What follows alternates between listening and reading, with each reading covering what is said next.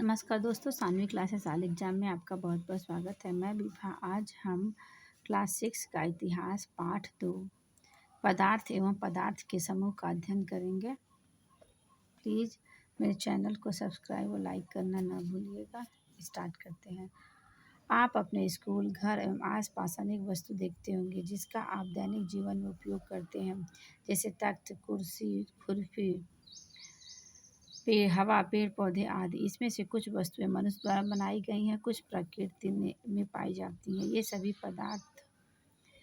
पदार्थों से मिलकर बनी होती हैं। हमारे आसपास की सभी वस्तुएं जिनमें भार होता है, जो स्थान घेरती हैं और जिनका ज्ञानेंद्रियों द्वारा एहसास किया जाता है, पदार्थ कहलाते हैं। प्रत्येक पदार्थ स्थान घेरता है और उसमें भार होता है। आइए प्रतिदिन उपयोग में आने वाली कुछ निर्जीव वस्तुओं को अपने परिवेश में एकत्रित करते हैं। इन एकत्रित संग्रह में हमारे पास हो सकता है बाल्टी, खुरपी, थाली, पहिया आदि। इन वस्तुओं को ध्यान से देखिए और प्रत्येक वस्तु जिन जिन पदार्थों से बनी है उनको पहचानने का प्रयास कीजिए। बाल्टी प्लास्टिक और लोहे से बनी है, खुरपी लोहे एवं लकड़ी से बनी है।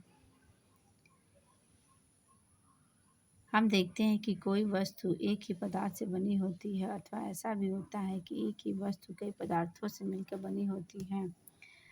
जिस कार्य के लिए हमें वस्तु बनानी होती है, उसी के अनुसार हम पदार्थ को भी चुनते हैं, जैसे गिलास, कांच, स्टील आदि। ये सब देख लीजिए। पदार्थ के वर्गीकरण की आवश्यकता एवं आधार। आप अपने आसपास की बहुत सी वस्तुएं देख रहे हैं। हर एक वस्तु अपने अपने गुणों एवं उपयोगिता के आधार पर एक दूसरे से अलग है। इन वस्तुओं के अलग अलग होते हुए भी इनमें कोई समानता दिखाई देती है। किसी वस्तु की पहचान उसके आकार, बनावट, रंग, उपयोग आदि के आधार पर की जाती है। जब हम वस्तुओं को उसके विशेष गुणों, उपयोग आदि के आधार पर अलग अलग समूहों में रखते हैं, तब उसकी पहचान आसानी से की जा सकती है। वस्तुओं को उसके समान लक्षणों के आधार पर अलग अलग समूहों में व्यवस्थित करने की प्रक्रिया वर्गीकरण कहते हैं। पदार्थ की वास्तु संरचना के आधार पर वर्गीकरण भौतिक वर्गीकरण कहलाता है तथा रूपांतरिक वर्गीकरण भौतिक वर्गीकरण कहलाता है। आंतरिक संरचना के आधार पर वर्गीकरण रासायनिक वर्गीकरण कहलाता है। भौतिक वर्गीकरण के अंतर्गत पदार्थों को ठोस, द्रव, गैस में विभाजित किया जा सकता है। रासायनिक वर्गीकरण के अंतर्गत पदार्थ को तत्व, यौगिक और मिश्रण में विभाजित किया जाता है। विभिन्न लक्षणों के आधार पर वर्गीकरण। पदार्थ की अवस्था के आधार पर वर्गीकरण। आपने नारियल का तेल देखा होगा। जाड़े के मौसम में यह बर्तन में ठोस के रूप में जम जाता है, गर्मी में तरल द्रव हो जाता है, और मोम ठोस रूप में है, गर्म करने पर द्रव में परिवर्तित हो जाता है। यदि द्रव मोम को गर्म करते जाए तो वह मोम की वाष्प बनकर उड़ जाता है। जल को के दैनिक जीवन में हम बर्फ, ठोस, जल, द्रव और जल वाष्प गैस के रूप में देखते हैं। इस प्रकार प्रत्येक पदार्थ की 3 भौतिक अवस्थाएं होती हैं: ठोस, द्रव और गैस। ठोस।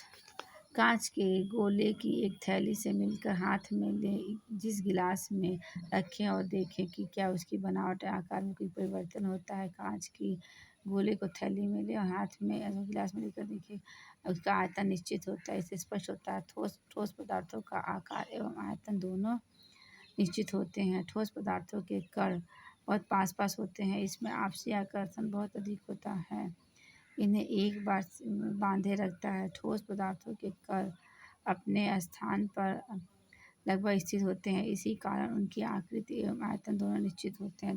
द्रव। 1 लीटर के नपना बर्तन को पूरा पानी में से भरें। अब उस पानी को एक भगोने में उधेड़ें। हम देखते हैं कि जब पानी नपने में है तब नपने की आकृति का दिखाई देता है, और जब भगोने में उड़ेला गया तो उसकी आकृति भगोने जैसी होती है, किंतु उसका आयतन में कोई परिवर्तन नहीं होता है। अर्थात जिस बर्तन में द्रव रखा जाता है वह उसी का आकार का हो जाता है, किंतु उसका आयतन निश्चित होता है। ठोस पदार्थों की तुलना में द्रव के अणु एक दूसरे से दूर होते हैं। ये देख लीजिए आप। ठोस, द्रव और गैस। ठोस की तुलना में वे कम होते हैं, उन्हें एक साथ बांधे रखता है। इस कारण द्रव पदार्थों की आकृति निश्चित नहीं होती, किंतु उनके कण का एक सीमा में बंधे रहने के कारण उनका आयतन निश्चित होता है। गैस, घर में जलती हुई अगरबत्ती को देखा होगा। इनमें से काले भूरे रंग का धुआं निकलता है। इस धुएं की बनावट एवं आयतन दोनों निश्चित नहीं होते। वे जिस स्थान पर आ जाते हैं उसी की बनावट और आयतन प्राप्त कर लेते हैं। इस अवस्था को गैस कहते हैं। गैसीय पदार्थों के कण अपेक्षाकृत बहुत दूर दूर होते हैं और इनमें आपसी आकर्षण बल नहीं के बराबर होता है। जल में घुलनशीलता के आधार पर देखते हैं। कांच के अलग अलग गिलासों में नमक, रेत, शक्कर, चाक पाउडर, लकड़ी के बुरादे की थोड़ी थोड़ी मात्रा लें। प्रत्येक गिलास को पानी से आधा आधा भरें। कुछ समय तक गिलास को सावधानी से हिलाएं। क्या देखती, नमक, शक्कर, चाक पाउडर पानी में घुल जाते हैं, जबकि लकड़ी का बुरादा पानी में नहीं घुलता है। किसी द्रव में घुलने वाले पदार्थ को घुलनशील या विलेय पदार्थ कहते हैं। इसी प्रकार किसी द्रव जैसे पानी में न घुलने वाले पदार्थ को अघुलनशील, अविलेय पदार्थ कहते हैं। कुछ पदार्थ ऐसे होते हैं जो द्रव में घुलनशील परंतु दूसरे में अघुलनशील होते हैं। जैसे नमक पानी में घुलनशील है किंतु मिट्टी के तेल में अघुलनशील है। इस प्रकार आप जल में घुलनशीलता के आधार पर पदार्थों का वर्गीकरण कर सकते हैं। जल के सापेक्ष भार के आधार पर कुछ पदार्थ जल की अपेक्षा भारी या हल्के होते हैं। ये वस्तुएं जल में समानांतर तैरती हैं। ये जल में हल्की अथवा या तो डूब जाती हैं। वे जल से भारी होती हैं। जो डूब जाती हैं जल से भारी होती हैं। जल में कुछ पदार्थ डालकर देखें, कौन तैरता है कौन डूबता है। सरसों का तेल तैरता है, जल से हल्का होता है। मूंग तैरता है, जल से हल्का होता है। लोहे की कील डूबती है, जल से भारी होता है। कांच की कील डूबती है, जल से भारी होता है। लकड़ी का टुकड़ा तैरता है, जल से हल्का होता है। पारदर्शिता के आधार पर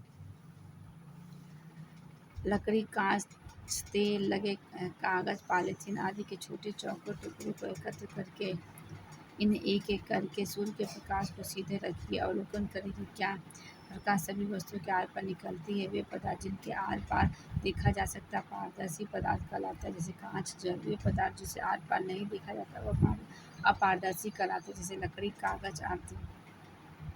वे पदार्थ जिनके द्वारा धुंधला या आंशिक रूप से आर पार दिखा वो पारभासी कहलाते हैं, जैसे तेल लगा कागज, पेंट लगा कांच आदि। ये तो वर्कशीट है। कठोरता के आधार पर वे पदार्थ जैसे लोहा, लकड़ी, कांच के टुकड़े, रुई, ऊन, रबड़ की गेंद, स्पंज आदि लीजिए। एक एक करके उनको उंगलियों से दबाइए। कुछ पदार्थ आसानी से दब जाते हैं, ऐसे पदार्थ मुलायम पदार्थ कहलाते हैं। कुछ उंगलियों से दबाने पर भी नहीं दबते, ये कठोर पदार्थ कहलाते हैं। चुम्बक के सापेक्ष व्यवहार के आधार पर ये प्रोजेक्ट 3 है जो आप कर सकते हैं। इसका स्क्रीनशॉट ले लीजिए। चुंबक जिन पदार्थों को चिपका लेता है और अपनी ओर आकर्षित करता है चुंबकीय, जिन पदार्थों को आकर्षित नहीं करता वे अचुंबकीय पदार्थ कहते हैं। चुंबक लोहे की कील लोहे से बनी वस्तुओं को अपनी ओर खींच लेता है। लोहे के अतिरिक्त चुंबक निकिल, कोबाल्ट जैसे अन्य धातुओं से बनी वस्तुओं को अपनी ओर आकर्षित कर देता है। ये पूछता है लोहे के अलावा कौन सी धातु है जिसको चुंबक अपनी ओर खींचता है? निकिल और कोबाल्ट। पदार्थों के निर्माण की मौलिक इकाई। चाक अथवा कोयले का बड़ा टुकड़ा लीजिए, इसे पीस कर टुकड़ों में विभाजित करें। इन्हें पीट कर टुकड़ों में विभाजित करें। इनके हर टुकड़े में उस पदार्थ के गुण विद्यमान है। अब इसे इतना अधिक पीसें कि पाउडर के रूप में बदल जाए। अब इस पाउडर को किसी महीन कपड़े से छान लें। छन्ने पर बहुत महीन कर प्राप्त होते हैं।